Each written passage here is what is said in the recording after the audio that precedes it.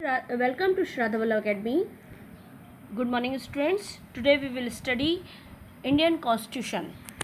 We will continue the chapter and special features of Indian Constitution. We have already studied. हमने पहले पढ़ चुके हैं written and digest constitution. It is a rigid and also flexible, sovereign state, socialist and secular. Now we will study parliamentary form of government. The Indian Constitution has accepted parliamentary form of government. भारतीय संविधान में संसदीयात्मक शासन व्यवस्था को स्वीकार किया गया है.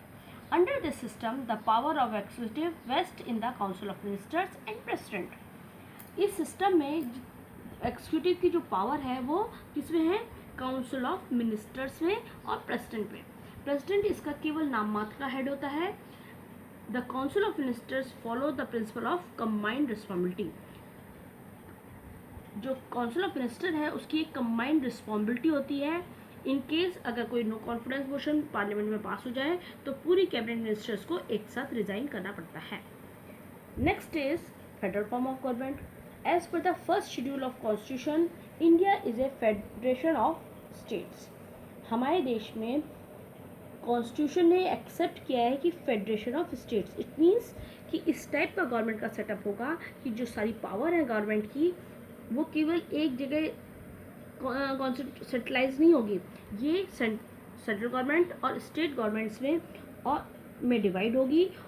उसके बाद ये जो पावर होगी इंडिपेंडेंट होगी, जिसको कॉन्स्टिट्यूशन में डिनोट किया गया होगा, बताया गया होगा. और साथ ही सबका पर्टिकुलर ज्यूरिडिक्शन होता है. ज्यूरिडिक्शन मीन्स होता है उनका कार्य क्षेत्र अलग अलग होता है. और उसके यूनियन लिस्ट में स्टेट लिस्ट में उनके सारे कितना पावर है, क्या क्या काम कर सकते हैं, किस टाइप के लॉ बना सकते हैं, ये सब बताया जाता है. इंडियन कॉन्स्टिट्यूशन रिजिड है, रिटर्न है, ये तो हम पढ़ चुके हैं. साथ ही यहाँ पे कॉन्स्टिट्यूशन सुप्रीम है. सुप्रीम कोर्ट जो है कॉन्स्टिट्यूशन की प्रोटेक्टर है. अगर कहीं भी कॉन्स्टिट्यूशन में का कहीं भी इंटरप्रिटेशन करना होता है तो उसकी पावर सुप्रीम कोर्ट के पास होती है. इवन अगर सेंट्रल स्टेट में कोई पावर के पीछे या किसी और वजह से डिस्प्यूट हो जाता है तो उसको भी डिसाइड कौन करता है? सुप्रीम कोर्ट करता है.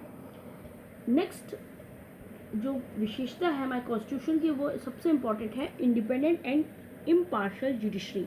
हमारी जो न्यायपालिका है वो पूरी तरह से स्वतंत्र है और निष्पक्ष है. इसके लिए हमारे कॉन्स्टिट्यूशन में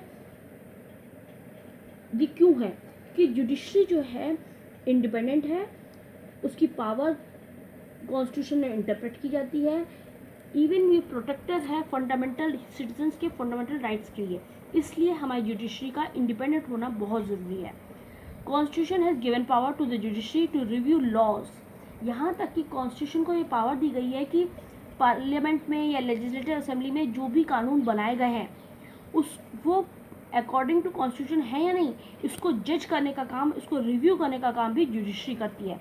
इवन अगर किसी एग्जीक्यूटिव ने कोई लॉ पास भी कर दिया है तो अगर वो अकॉर्डिंग टू कॉन्स्टिट्यूशन नहीं है, उसके स्पिरिट के अगेंस्ट है, तो उन लॉज को, लॉ एंड ऑर्डर्स को नलिफाई कर सकता है, नल एंड वॉइड कर सकता है. मीन्स हमेशा के लिए ख़त्म कर सकता है. ये पावर भी जुडिशरी के पास है. जो इंडिपेंडेंट जुडिशरी का मतलब है वो इम्पार्शियल हो, कोई उस पर प्रेशर नहीं होना चाहिए. इसके लिए उसको इम्पार्शियल बनाने के लिए, फंक्शनिंग के लिए क्या किया गया है, वो किस ढंग से उसका रिक्रूटमेंट हो रहा है, इसका रिमूवल कैसे हो रहा है, इस पर डिपेंड करता है उसकी वर्किंग और सर्विस कंडीशन क्या है. तो जो सुप्रीम कोर्ट के जज हैं उसको अपॉइंटमेंट होता है प्रेसिडेंट के द्वारा. और लेकिन प्रेसिडेंट तक के पास ये पावर नहीं है कि वो उसको हटा सके, रिमूव कर सके. The salary and allowance of जजेस can not be reduced during their tenure in the office. जब टेन्योर मीन्स होता है उनके कार्यकाल के समय में कभी भी उनकी सैलरी या कोई भी अलाउंस कम नहीं किया सकता. अर्थात मतलब किसी भी तरह से जुडिशरी को, जजेस को प्रेशराइज नहीं किया सकता. Judiciary is free from any pressure of the executive. उस पर किसी भी प्रकार का कोई प्रेशर नहीं होता है. ये एक खास विशेषता है. नेक्स्ट है fundamental rights and duties.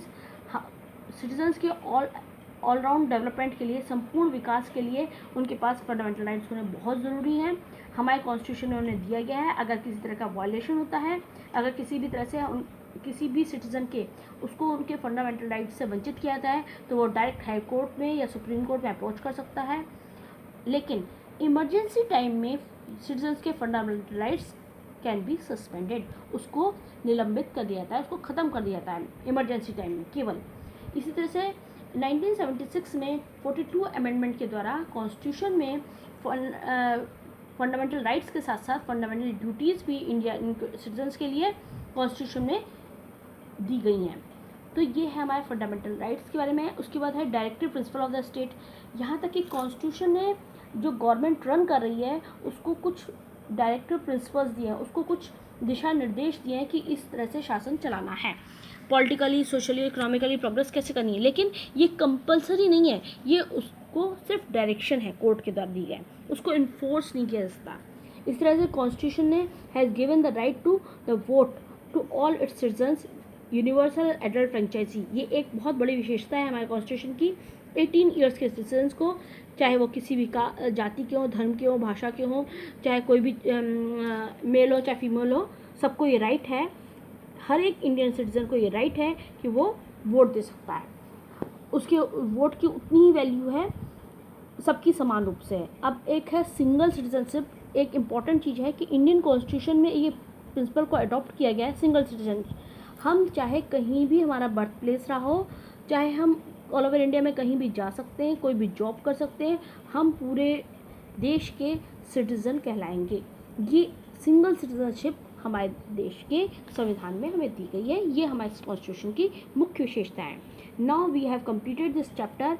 Please read this chapter carefully 2-3 times. If there is any confusion or doubt, you can ask me. Okay, goodbye.